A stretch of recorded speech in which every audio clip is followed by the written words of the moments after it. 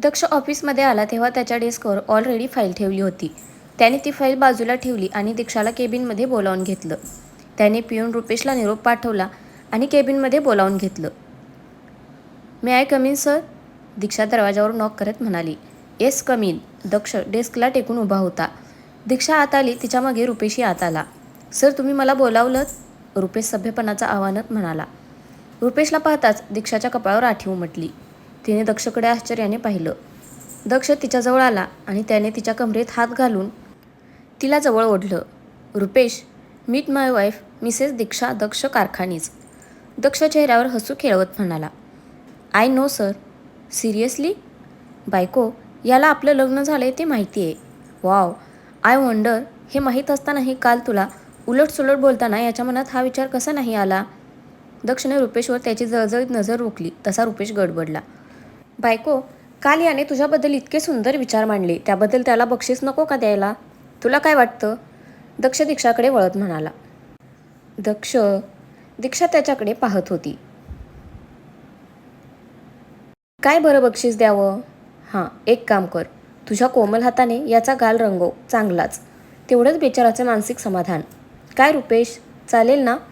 दक्ष कुस्तीत हसत म्हणाला. सॉरी सर, मी असं बोलायला नको होतं. दक्षचा राग पाहून रुपेश चांगलाच घाबरला होता. बायको, मी काय म्हणालो? दक्षने दीक्षावर नजर रोखली. आपसूक दीक्षाची नजर रुपेशच्या दिशेने वळली. त्याचं कालचं बोलणं आठवून तिच्या हाताच्या मुठी आवळल्या गेल्या. तिने पुढे येऊन रुपेशचा सनसनीत कानाखाली खेचली. वेल डन बायको. आता तू तुझ्या कामाला निघून गेलीस तरी चालेल. दक्ष टाळ्या वाजवत म्हणाला. तशी दीक्षा बाहेर निघून गेली. ती गेल्यावर दक्ष रुपेशकडे वळला. तू माझे आभार मान की मी या बंद केबिनमध्ये दीक्षाला तुझ्या कानाखाली मारायला सांगितली. सगळ्यांसमोर सांगितली असती तर काय झालं असतं? तुझ्या इज्जतीच्या धज्ज्या उडाल्या असत्या. माझ्या बायकोकडे घाणेरड्या नजरेने पाहताना, तिच्यावर कमेंट पास करताना तू विसरलास का ती कुणाची बायको आहे ते? परत जर असं वागलास तर माझ्या इतकं वाईट कुणी नाही, लक्षात ठेव. Out. I said out. Daksh जोरात ओरडला तसा रुपेश पटकन बाहेर निघून गेला. तो गेला तसा दक्ष चेअरवर रिलॅक्स होत बसला. त्याने समोरची फाईल हातात घेऊन चाळायला सुरुवात केली. दीक्षाला संध्याकाळी जरा उशीरच झाला घरी यायला. तिने दिव्याला तसं कळवलं होतं. ती घरी आली खरी, पण आजही जराशी डिस्टर्बच होती. दर्शनच्या सोशल मीडियावर त्याने फोटोज टाकले होते. पूर्ण फॅमिली 4 दिवस पिकनिकसाठी गेली होती. दीक्षाला ते फोटो पाहून हृदयात टोचल्यासारखं झालं. तिला विचारणं तर दूरच, पण लग्न झाल्यापासून साधी कोणी तिची चौकशी केली नव्हती. तिला आता सगळं असह्य व्हायला लागलं होतं. ती नेहमीप्रमाणे तिचा फोन काढून बसली. Divi, I miss to terribly. Why are you so away? तिच्यामुळे झालं हे सगळं. आग लावली तिने आपल्यात आणि तूही माझ्याबद्दल मिसअंडरस्टँड केलंस का?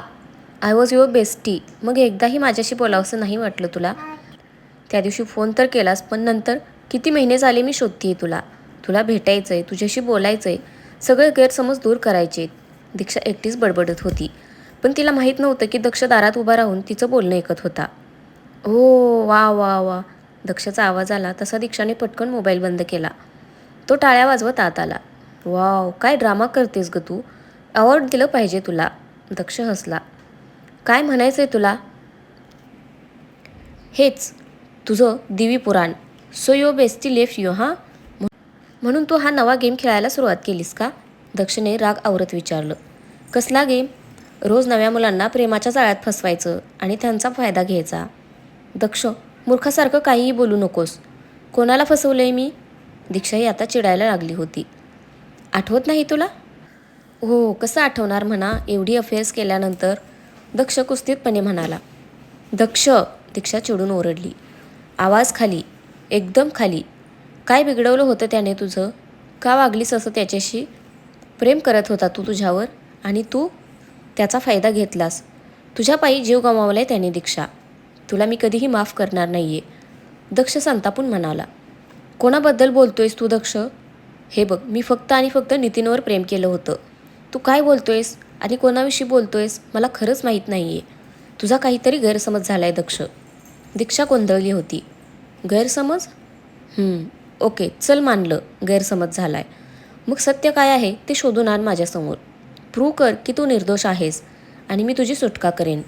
काढ शोधून सगळं. चॅलेंज देतोय मी तुला. बोल, आहे मंजूर?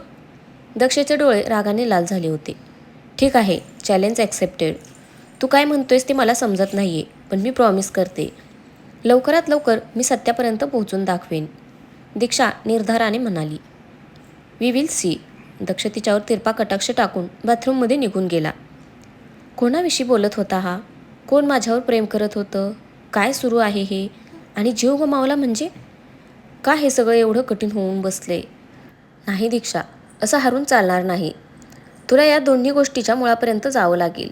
हो दक्ष, तुला मी सहजासहजी जिंकू देणार नाही. दीक्षाने डोळे पुसले आणि ती खाली निघून गेली.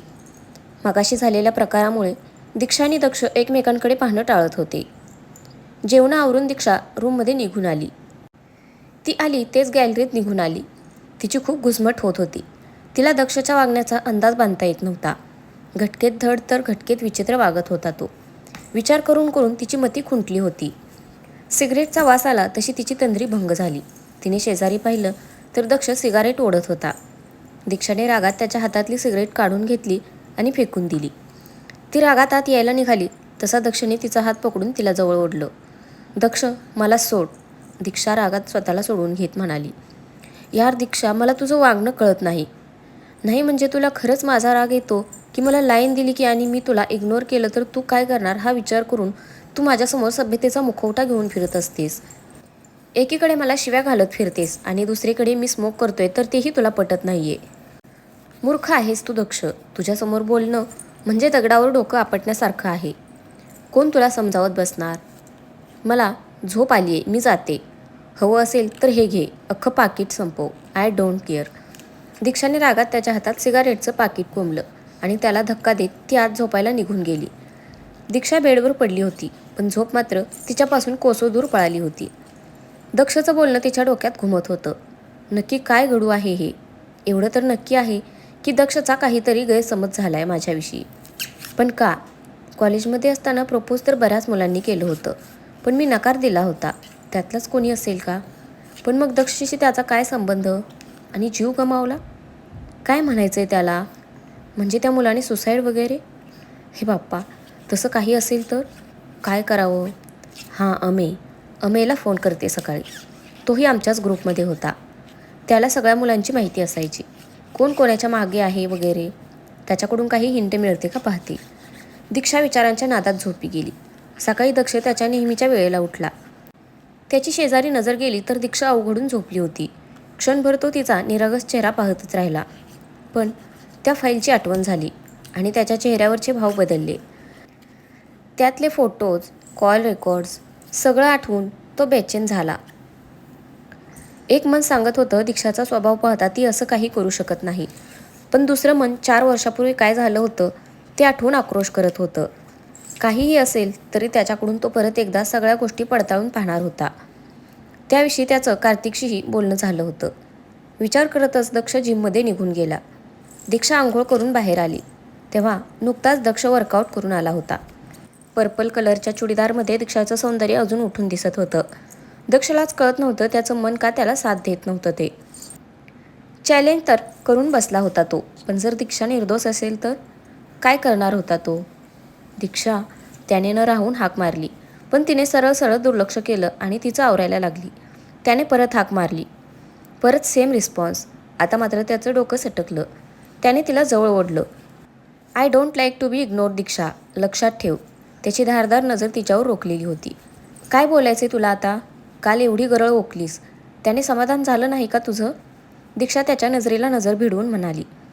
मी काही चुकीचं बोललो नाही आहे दीक्षा, असं तुला वाटते. आणि जर असंच आहे तर एकदाच का बसून बोलत नाही सरळ सरळ माझ्याशी?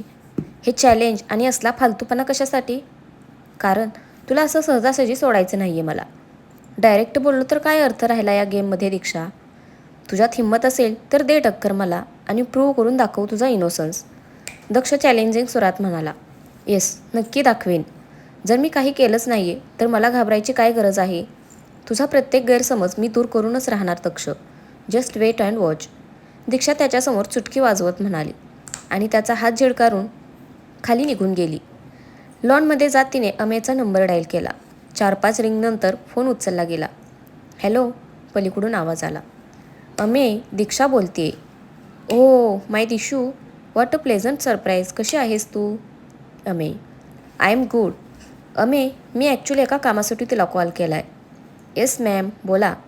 असं नाही, तू मला संध्याकाळी भेटू शकशील? DK ग्रुप ऑफ इंडस्ट्रीज जवळच्या कॅफे मोकामध्ये. Say around 5. दीक्षाने विचारलं.